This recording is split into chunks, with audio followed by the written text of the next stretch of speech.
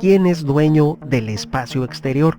¿Te lo has preguntado alguna vez? ¿A quién pertenece todo aquello que está fuera de la atmósfera de la Tierra? ¿Quién será el dueño de planetas y de sistemas estelares? El futuro se acerca aquí y ahora. Esa pregunta se contestará en tanto cambien las legislaciones actuales a nivel mundial. Te diré que mientras la humanidad se prepara para regresar a la Luna y conquistar Marte, los expertos advierten sobre los riesgosos huecos legales en materia de exploración del espacio.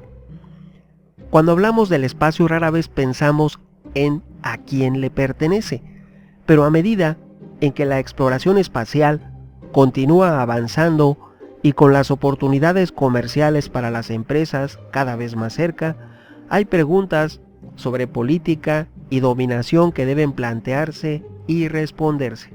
Muchos saben que Neil Armstrong plantó una bandera de Estados Unidos en la Luna en 1969. Si recordamos cómo fueron los descubrimientos en América en la época en la que, después de que Cristóbal Colón llega a la isla de la Española y se descubre el continente americano, bastaba con que únicamente llegaran a determinado lugar, pusieran una bandera y lo proclamasen para su nación. Si estuviéramos atentos a eso y siguiéramos esa costumbre que se siguió durante siglos, pues diríamos que la bandera plantada por Neil Armstrong le daba derecho a Estados Unidos de ser el dueño de toda la Luna, lo cual lógicamente no puede ser de esa manera. Aunque este gesto pudo haber implicado propiedad territorial, fue puramente simbólico debido al Tratado del Espacio Ultraterrestre que firmaron las naciones en 1967, y bastaría con que agregáramos afortunadamente firmaron ese Tratado de Espacio Ultraterrestre, afortunadamente antes de llegar el hombre a la Luna, que fue en 1967, y la llegada del hombre a la Luna en 1969. Por lo tanto, los astronautas no pisan suelo firme al realizar su trabajo. Algunos aspectos de la exploración espacial, en algunos casos, están en una situación similar. El marco legal en el que se podrían realizar no está bien completamente definido, o también es inexistente, tiene huecos y tiene lagunas. Esto debería preocupar porque en una época en la que se renueve el interés de algunos países en la exploración del sistema solar, hay una multitud de satélites artificiales y se construye una estación espacial internacional y otra estación espacial internacional de China. Y se empieza a hablar de turismo espacial. Las implicaciones potenciales no solo atañen a los miembros de la comunidad espacial, que son hasta el día de hoy, hasta 2020, 43 naciones que cuentan con capacidad aeroespacial, sino a toda la humanidad, porque toda la humanidad vendría a tener derecho a poseer algo en el sistema solar. Por ejemplo, si en los nuevos mundos, que ya hay varias naciones que se aprestan a explorar, se encuentran depósitos de recursos minerales, de oro, de plata o de algo que sea altamente rentable, ¿quién tiene derecho a apropiarse de los mismos? ¿Qué país? ¿Qué persona? ¿Qué entidad? ¿Qué empresa? El qué, el por qué y el cómo. De tal forma, sirva de reflexión que el magnate estadounidense Denis Tito pagó $20 millones a la agencia espacial rusa para que lo llevasen a la Estación Espacial Internacional en el año de 2001, con lo que se convirtió en el primer turista espacial. Si bien ya otros multimillonarios lo han imitado, no parece que los viajes al espacio en clase turista estén a la puerta o a la vuelta de la esquina. Pero ya hay empresarios audaces dispuestos a invertir en el turismo espacial, que es incipiente en la industria de los viajes, pero que está pronto a surgir como una alternativa hacia las personas. Hoy quizás parezca una locura o algo muy a futuro, pero en 10 años posiblemente el turismo espacial sea un negocio completamente establecido y al alcance de todas las personas.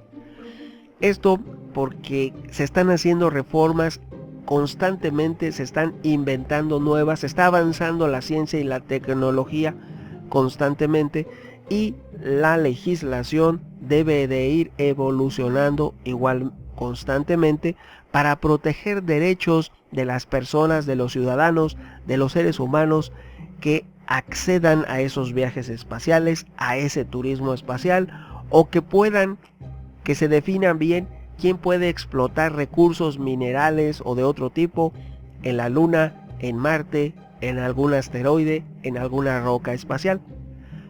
Te diré que por otro lado, al parecer es solo cuestión de tiempo que colonicemos los cuerpos celestes de nuestro vecindario cósmico, nuestro sistema solar. Lo más cercano a colonizar por el hombre va a ser la Luna y Marte. Y estos podrían apropiarse de esos territorios. ¿Quién va a tener derecho? ¿Quién va a decir a quién le pertenecerá la Luna y a quién le pertenecerá Marte? Legalmente, en la Luna, ¿qué es lo que va a pasar? Realmente en el momento no podemos decir a ciencia cierta qué es lo que va a ocurrir. Lo único es que podemos solicitar se elaboren legislaciones adecuadas para proteger los derechos de los involucrados y dejar a salvo los derechos de toda la humanidad. Porque si bien es cierto, la Luna, Marte no deberían pertenecer a uno u otro estado que logre llegar a ellos, sino que toda la humanidad debería tener de alguna manera garantizado la posibilidad de acceso a esos cuerpos celestes. Les hablo lógicamente de futuras generaciones. Hasta el día de hoy hay acuerdos insuficientes. La Organización de Naciones Unidas ha impulsado 5 acuerdos internacionales en los que se asientan principios básicos aceptados por más de 100 países que los han suscrito. Han sido firmados en Naciones Unidas y esos 100 países han mostrado sus intenciones. Estos acuerdos prohíben poner armas en cuerpos celestes o en el espacio y consideran a este como patrimonio de la humanidad.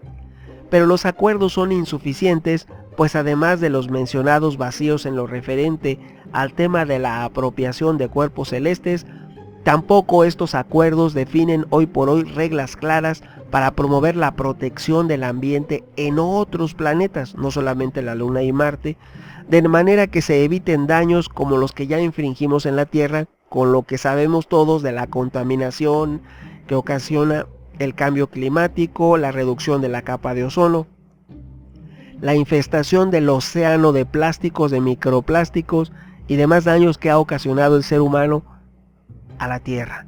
Que no vaya a ocurrir lo mismo cuando llegue el ser humano a la Luna, a Marte o a algún otro cuerpo celeste.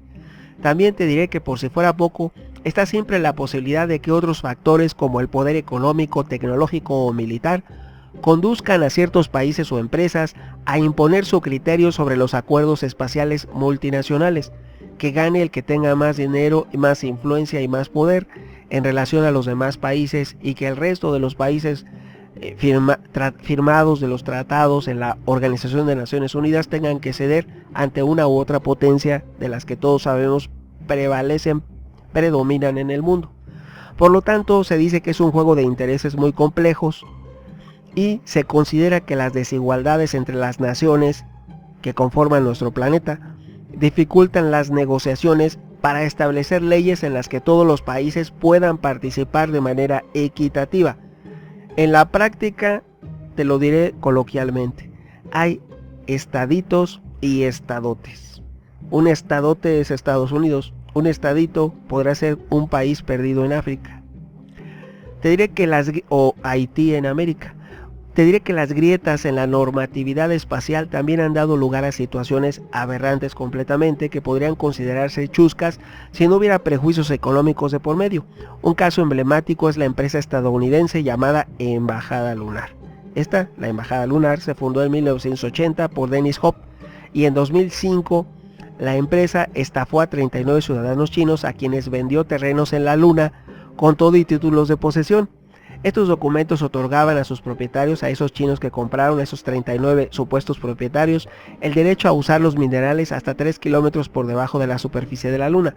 Tras ser sancionada esta empresa llamada Embajada Lunar, creada por Dennis Hope, esa empresa no fue la única, han surgido varias, pero te diré que en este caso Job todavía alegó que el Tratado de Naciones Unidas sobre el espacio exterior prohíbe a los gobiernos de la Tierra reclamar propiedades lunares, pero no nada dice sobre empresas o individuos, y por lo tanto él se excusaba diciendo que él como empresa e individuo podía tomar posesión de partes de la luna y que en base a ese derecho él había vendido a esos 39 ciudadanos chinos parcelas en la luna, lo cual sabemos lógicamente fue improcedente. No puede ningún particular, ninguna empresa vender terrenos en la luna o en Marte como ya ha ocurrido. Otro problema es la gestión de desechos espaciales. El caso más grave quizás sea el de la Estación Internacional, que desde que empezó e inició a operar en el año de 2004, produce basura espacial que podría añadirse a los viejos satélites, propulsores, motores y otros objetos en desuso que hay en órbita. Esa basura espacial termina dando vueltas alrededor del planeta. Por lo tanto, debía establecerse en la legislación internacional sanción a quien deje basura espacial. De tal forma que la NASA reconoció ya en el año 2006 que se vería obligada a arrojar al espacio los desechos de la estación espacial cuando no pudiera llevarlos de manera segura a la Tierra, lo cual debía sancionarse, debía establecerse en una legislación que limpie y permita que esté limpia la órbita de la Tierra. Solo lo haremos, dice la NASA, en casos excepcionales y bajo condiciones muy estrictas, pero no se niega a no hacerlo. Está diciendo que va a seguir arrojando basura y generando basura espacial. Entonces debía legislarse sobre la basura espacial que está arriba de nuestras cabezas y que con el paso del tiempo va a caer, va a regresar, va a reingresar y va a caer a la superficie de la Tierra y que puede ocasionar daños. Ahora bien, la Luna se convierte en una mina de oro y otros metales. Un total de 129 naciones, incluidas China, Rusia, Reino Unido y Estados Unidos, firmaron ese tratado, el Tratado Internacional sobre el Espacio, que está supervisado por la Oficina de Naciones Unidas para Asuntos del Espacio Ultraterrestre. Así como lo escuchas, Naciones Unidas tiene una oficina que se llama Asuntos del Espacio Ultraterrestre. En él se establecen en ese tratado importantes principios como el concepto de que el espacio debe ser considerado una provincia de toda la humanidad en su conjunto y no solo de un individuo, nación o empresa o persona en específico, que el espacio ultraterrestre es libre para la exploración y uso de todos los estados, de todos los gobiernos de la Tierra, y que la Luna y otros cuerpos celestes no pueden ser reclamados por una nación soberana.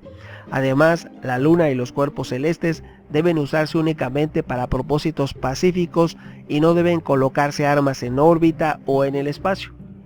Aunque cabe aclarar que con frecuencia se hace referencia a esto como la Constitución del Espacio Ultraterrestre, que ya firmaron 126 naciones. Pero, bueno, es un avance y se va en el sentido correcto.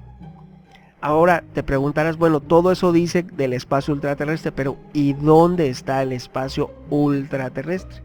Según el tratado firmado por esas 126 naciones en Naciones Unidas, hasta ahora ha funcionado ese tratado, pero no hay una definición oficial de espacio ultraterrestre. Pero es algo en lo que el grupo de trabajo de Naciones Unidas está actualmente consultado con los países miembros, están haciendo equipos de trabajo para poder definirlo. Y se puede establecer que a 100 kilómetros sobre nuestras cabezas, hacia arriba, ya es espacio ultraterrestre. Fuera de la atmósfera de la Tierra, ya se va a considerar espacio ultraterrestre. Sería lo más lógico a suponer.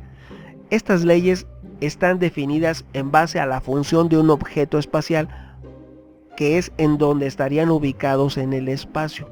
Esto es, establecer una demarcación física es un tanto más complicado, pero si nos vamos a lo simple y a simple y llanamente, fuera de la atmósfera terrestre, se determinaría espacio ultraterrestre. Pero regresemos a lo que interesa realmente a empresas, a gobiernos y a todos, la fuente de recursos. Los recursos naturales del espacio cobran cada vez más interés no solo entre los científicos, sino también entre los líderes políticos por su importancia económica y estratégica. Aunque los científicos han detectado que hay agua y otros compuestos de interés en otros planetas y satélites del sistema solar, hasta hoy es difícil calcular montos específicos. Todas las estimaciones reforzadas con la evidencia enviadas por sondas, exploradores y otros datos que se tienen, sobre todo de Marte y de la Luna, parece indicar que aun cuando existieran en cantidades importantes, esos recursos no podrían fácilmente ser explotados. Sin embargo, la minería en la Luna, los comentaristas están de acuerdo en el que el Tratado del Espacio Ultraterrestre es un excelente fundamento para la ley internacional espacial y que dada la riqueza en minerales que posee nuestro satélite la Luna, va a ser el que primero va a ser explotado porque dado el número y la cantidad puede ser completamente rentable en un futuro próximo que nuestra ciencia y nuestra tecnología evolucionen un poco más, poder realizar esa explotación y esa misma explotación va a poder servir para que esos mismos recursos puedan ser procesados para las futuras colonias espaciales. Y aquí hay otro punto que se han preguntado algunos, el de guerras espaciales. Nuestra vida diaria depende del espacio. Cada vez que hacemos una llamada telefónica, una transacción financiera o usamos Google Maps, dependemos de las señales de satélite. Por eso, un famoso multimillonario, el dueño de Tesla, quiere colocar miles de satélites en órbita para crear una red, lo cual también debe estar reglamentado. No se trata de que cualquiera pueda llevar un satélite y ya lo pueda poner ahí. La legislación debería establecer en verdad qué separación debe haber entre uno y otro y cuáles son las garantías de que no se conviertan en basura espacial y que después terminen por caer sobre nuestras cabezas. Todo esto y aquello no debe ser justificado, sino debe ser legislado. Establecer reglas claras para que todo pueda funcionar y esté al alcance de los diferentes países en el mundo. Ahora, te preguntarás, ¿el país que llegue primero a otro planeta será dueño de él? La respuesta es claramente no, de acuerdo al Tratado del Espacio Ultraterrestre que se está perfeccionando día a día y que permitirá establecer reglas claras entre los países que quieran establecerse más allá de nuestra atmósfera terrestre. Sin lugar a dudas, de esto dará mucho de qué hablar en un futuro próximo. Opiniones habrá muchas. ¿Tú qué piensas? Tu amigo Megóforo. Hasta pronto.